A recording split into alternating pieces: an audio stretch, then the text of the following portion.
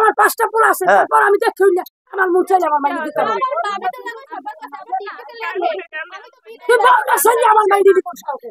এখন এই বউ ছাড়বি আমার মাইনে নিবি, আর যদি বউ না ছাড়তে পারো আমার মাইয়ের কাবিনের সম্পূর্ণ টাকা এই খাড়া খাড়া দিয়ে দাও। আমি ওইটা ফলো করে আপনাদের আমি প্রমাণ দেব ভাই যে আমি বাকিটা জমিটা ফ্রি নাই এবং ভাই আমি আপনাদের প্রমাণ দেব।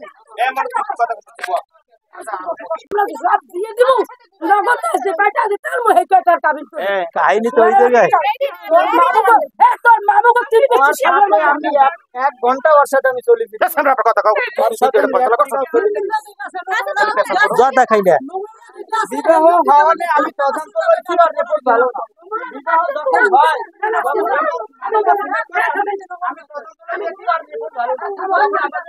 আমাদের চলাফেরা হয় তখন আমি তদন্ত করছি।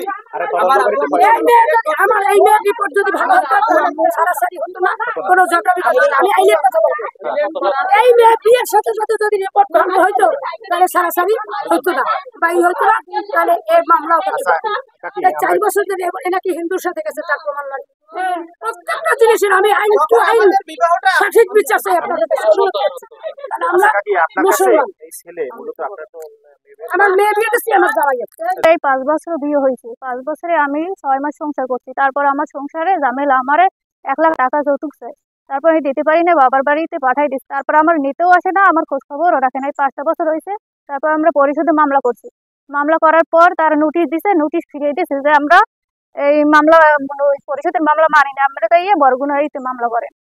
তারপর আমরা বরগুনা গেছি, যাই মামলা করছি জজ করে এই 5 বছর হয়ে গেছে মামলা বয়। আমার খোঁজ খবর না, আমার নেবে কিনা তা বলে না। আমার ফোন দিল, ওরা ব্লক করে রাখছে, ব্ল্যাকলিস্টে রাখিয়ে দিয়েছে নাম্বার। আমার ফোন ধরে না, আমার খোঁজ খবরও নেয় না। এখন আগে আমি শুনছি, এটা জানতে পারি না, ঢাকা ছিল, একটা বিয়ে গেছে, ওই ও গেছে, এখন আবার একটা বিয়ে করছে, এই কালকে বিয়ে করছে। আমরা এই জানতে পারছি, ফোন দিছে, তারপর এই বাড়িতে আমরা আইছি। এখন রাখবে না, তারাও যৌতুক চাই 1 লাখ টাকা। আমার বাবা তো অত টাকা পয়সা নাই, আমরা হয়েছি গরিব, আমার একটা ভাইও নাই, গরিব ফ্যামিলি, আমার আব্বু মারা গেছে। তারপর ওটা টাকা দিতে পারি না, এই জন্য আমার বাবার বাড়ি পাঠাই দিছে, বলে যে টাকা যদি লই আসতে পারো নাহলে আবি না। জি ফ্যামিলিগত ব্যাপার আছে, যা লাগে সব দিয়ে দিয়েছে, খালি খাটটা দিতে পারে না। বলছে যে খাটটা আমি দিয়ে দিই, মন্দির আর তো সবকিছুই দিয়ে দিছে। এই 5 বছর হয়ে গেছে। বাবুরহাট তাফাল বাড়ি গেলাম, ছেলে ঢাকা থাকতো আগে, এখন কি করে জানি না, আর আমার খোঁজ খবরও নেয় না।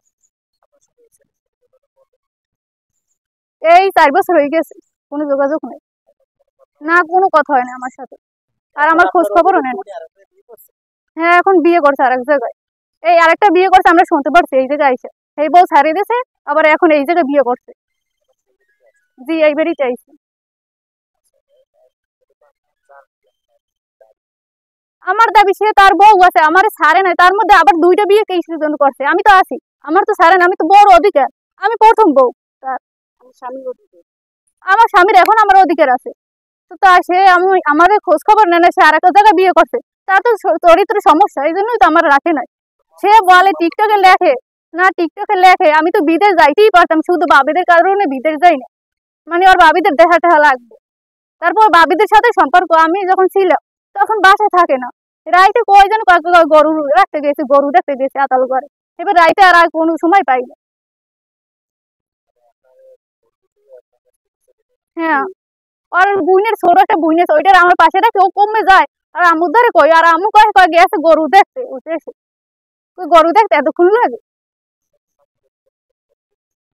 সংসার হয়েছে এই 6-7 মাস হয়েছে, 7 মাস সংসার করছি আমি, তারপরে এই ঝামেলা হয়েছে। টাকা পয়সা আমরা ব্যবহার আছে, টাকা পয়সা দিই না, 1 লাখ টাকা আমি কমুকে, আমার বাবার অর্থ সম্পদ আছে যে দিবে, আর যৌতুক তারা আমি দিমু বকে, যৌতুক দিয়ে কি আমি বিয়ে করছি, তারা বলছে তখন আমাদের কিছু লাগবে না। এখন বিয়ে করে আমার তো এই টাকা দাবি করে, এই দাবি করে, তোর বাপের বাড়িতে দিয়েছে কি, মোর যা পারছে আমার বাপের বাড়ি ওই সুকেশ টুকেশ সবকিছু দিচ্ছে, খালি হাতে রাখি দিছে, আর খালি ইটা দিতে পারে না, হাতটা দিতে পারে না। শাকিল বাবার নাম হোসেন আলী হাওলাদার, গ্রাম তাফাল বাড়ি। হ্যাঁ বাবুরত, হ্যাঁ বাবুরত বাজার। আমার নাম মনিরে, কবির হাওলাদার।